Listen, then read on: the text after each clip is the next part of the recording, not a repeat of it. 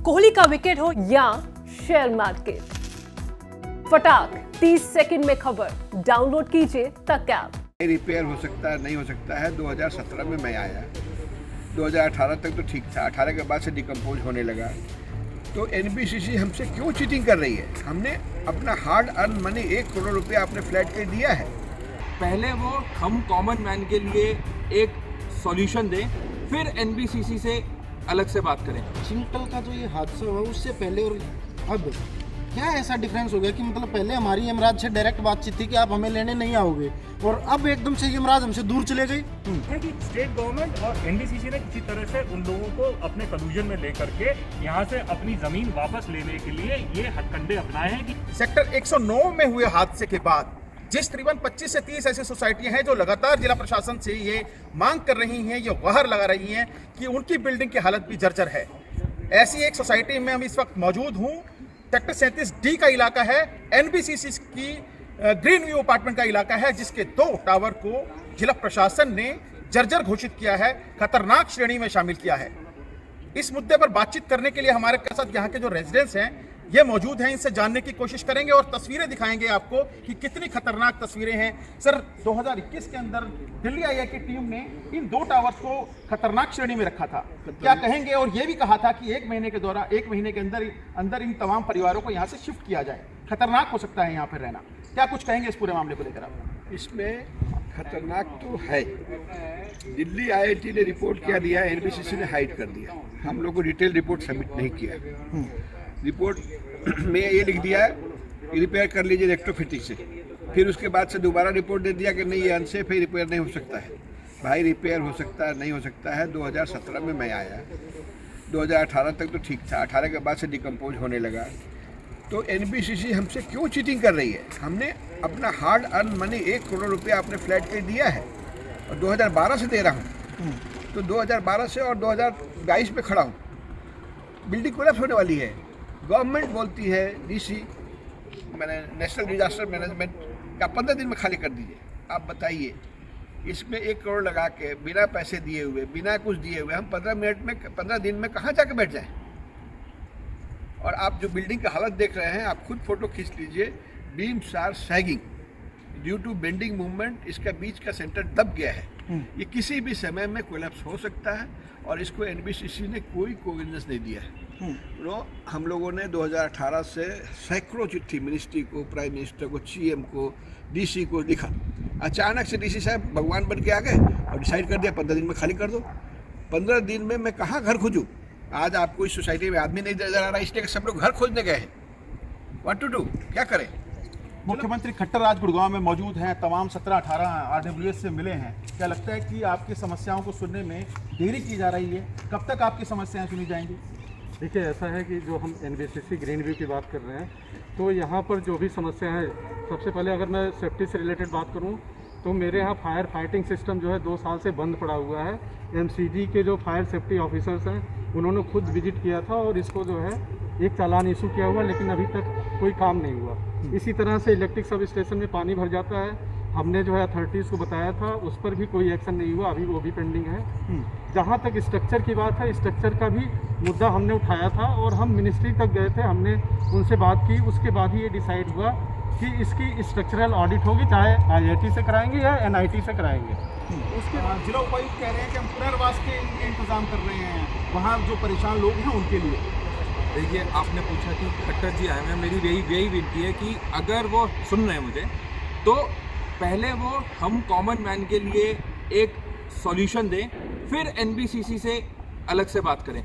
ये ना बोलें कि आप कॉमन मैन को बाहर कर दीजिए, हम जाके रेंट पे रहेंगे और ना ही हमारा पैसा हमें कोई गारंटी दी जाए। तो मेरी सिर्फ यही गुजारिश है कि हमें एक रिफंड की गारंटी दी जाए कि हमने पैसे इन्वेस्ट किया था 2012 में, आज 22 चल रहा है, आज की उस पैसे की क्या कीमत है, हमें वो पैसा वापस किया जाए। नहीं, गुड़गांव डीसी कह रहे हैं कि हम पैसा वापस दिलाएंगे विद इंटरेस्ट। कहाँ है वो पेपर जहाँ पे ये लिखा है? जो लीगल डॉक्यूमेंट, वो एग्रीमेंट कहाँ है? एनबीसीसी ने हमें कहाँ दिया है?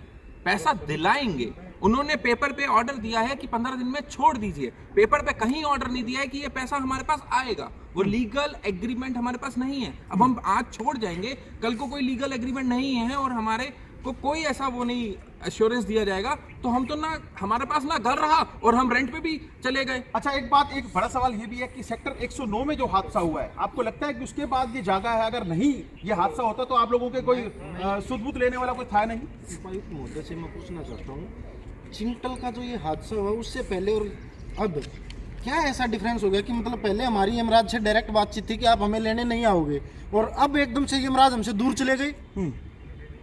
या तो एकदम से मतलब ये होगा कि 15 दिन के अंदर निकालो इनको फटाफट। उसमें क्या हो जाएगा, हमें एक बार इस चीज़ का जवाब दे दें कि अगर जब तक आप लोगों का कोई फैसला नहीं होता है एनबीसीसी के साथ, पैसे का होना है, इसको रिपेयर करना है, इसको तोड़ना है, क्या करना है, एनबीसीसी पहले ये तो क्लियर करे। आज तक तो एनबीसीसी ने यही नहीं बताया। भाई ये बिल्डिंग हमारी डेंजरस है, इसको तोड़ेगी, बनाएगी, वापस हमें देगी, या हमसे छीन के मतलब हमें अपना हिसाब करके दे रही है कि तुम जाओ मैं कुछ भी करूँ इसका।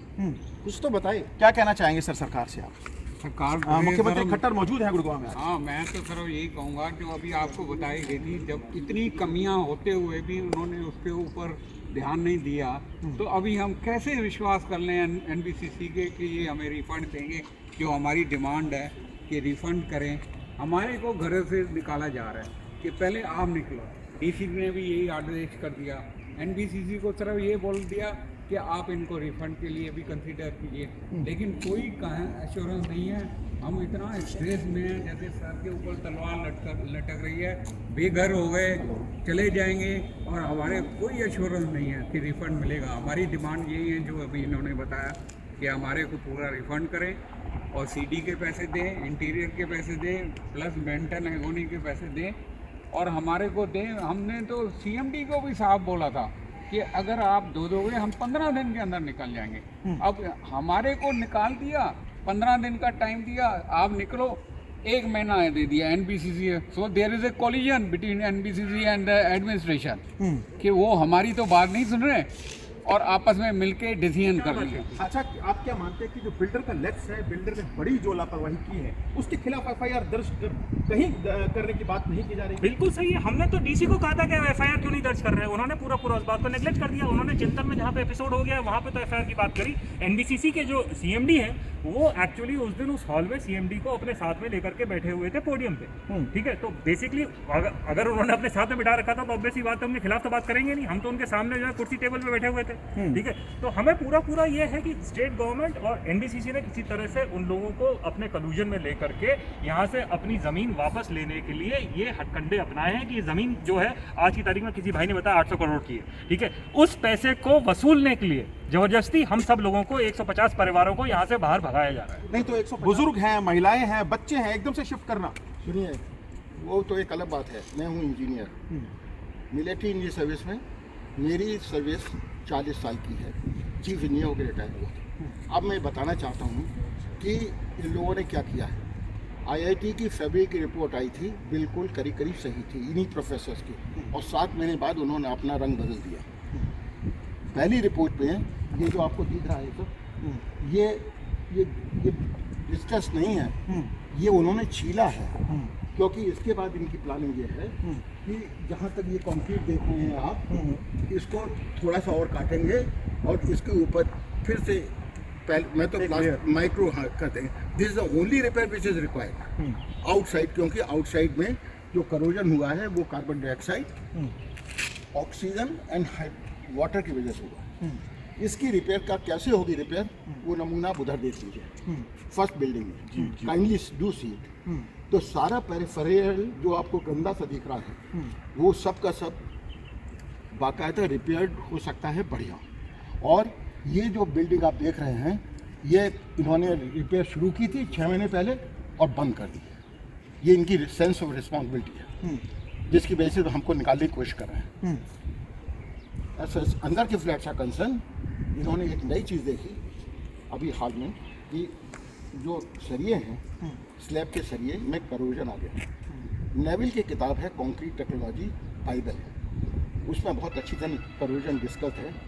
उसमें यह है कि अगर जो कंक्रीट ड्राई है तो करोजन नहीं होगा, चाहे क्लोराइड हो चाहे कार्बन डाइऑक्साइड। करोजन 2 से होता है, क्लोराइड या कार्बन डाइऑक्साइड से, लेकिन पानी और ऑक्सीजन होना ज़रूरी होता है। ठीक, वहाँ मैंने भी देखा जाके नीचे का सरिया बिल्कुल ठीक है, सारे डिज़ाइंस पूरे ऑल इंडिया के इंजीनियर से बोल के कह रहा हूँ, सारे डिज़ाइंस हम जो स्लैब को करते हैं वो नीचे के सरिये के हिसाब से करते हैं, उसके हिसाब से नीचे का सरिया दिया जाता है। ठीक है। अगर जो वो उसमें करोजन है तो स्लैब गिर सकते हैं। इनको ऊपर के सरियों में भी थोड़ा से करोजन दिखा, जो कि एडॉक बेसिस पर 50% ऊपर डाले जाते हैं, वो भी थोड़े से एरिया में 0.15 है वो।